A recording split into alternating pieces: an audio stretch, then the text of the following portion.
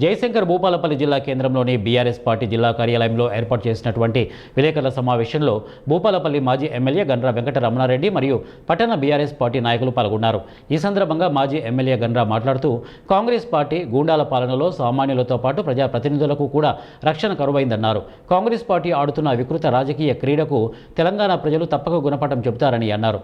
ఇందిరమ్మ రాజ్యమని ప్రజాపాలన అని చెప్పుకుంటూ రేవంత్ రాష్ట్రాన్ని పూర్తిగా గూండాల రాజ్యంగా మార్చేశారని అన్నారు. పోలీసులు చట్టాన్ని కాపాడాల్సింది పోయి కాంగ్రెస్కు ప్రైవేటు సైన్యంలా వ్యవహరించడం దుర్మార్గమని వారన్నారు. మరి ఈరోజు ఆ రోజు చెప్పినాం కదా, మాకు చాలా పరిపాలన అనుభవం ఉన్నది, మా పార్టీకి చరిత్ర ఉన్నది, మేము చెప్తున్నాం 6 గ్యారెంటీలు అమలు చేస్తాం, రుణమాఫీ చేస్తాం, రైతుకు 15,000 రూపాయల రైతు బంధు ఇస్తాం, మహిళలకు 2,500 ఇస్తాం, మరి వృద్ధులకు 4,000 ఇస్తాం, వికలాంగులకు 6,000 ఇస్తాం, తులం బంగారం ఇస్తాం, ఇవన్నీ ఇస్తామని చెప్పి గ్యారెంటీ కార్డు కొట్టి గ్యారెంటీ కార్డు ఇంటింటికి ఇస్తేనే కదా నమ్మి ఓట్లేసి గెలిపించినందుకు. ఈరోజు అవి చేయకుండా కేవలం ప్రతిపక్ష పార్టీలను ఏ రకంగా ఇబ్బంది పెట్టాలి, ఏ రకంగా నాయకులు ఇబ్బంది పెట్టాలని చేయడం, ఇది ముమ్మాటికి భారత రాష్ట్ర సమితి భూపాలపల్లి జిల్లా పక్షాన నిన్న జరిగినటువంటి చర్యలను తీవ్రంగా ఖండిస్తున్నాం.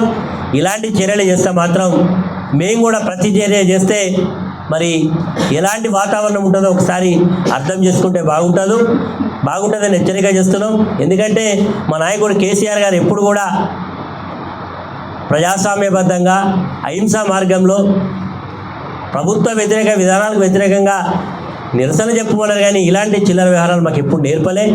మరి రేవంత్ రెడ్డి ఏమో ఇలాంటి చర్యలు చేయమని చెప్పి మరి ప్రోత్సహిస్తూ ఉన్నాడు. దీనికి బేషరతుగా రేవంత్ రెడ్డి కేసీఆర్ గారికి బహిరంగంగా క్షమాపణ చెప్తే తప్ప దీనికి పరిష్కారం కాదు. తక్షణమే బేషరతుగా క్షమాపణ చెప్పాలని డిమాండ్ చేస్తున్నాం. అదేవిధంగా మన జిల్లాలో ఈరోజు మక్కలు రైతులు చాలా కష్టపడి బంపర్ క్రాప్ వచ్చింది ఈ సంవత్సరం. మరి కొనుగోలు కేంద్రాల ఏర్పాటు విషయంలో మక్కల యొక్క కొనుగోలు కేంద్రాలను నడిపించడంలో ఇప్పటికీ జిల్లా యంత్రాంగం రాష్ట్ర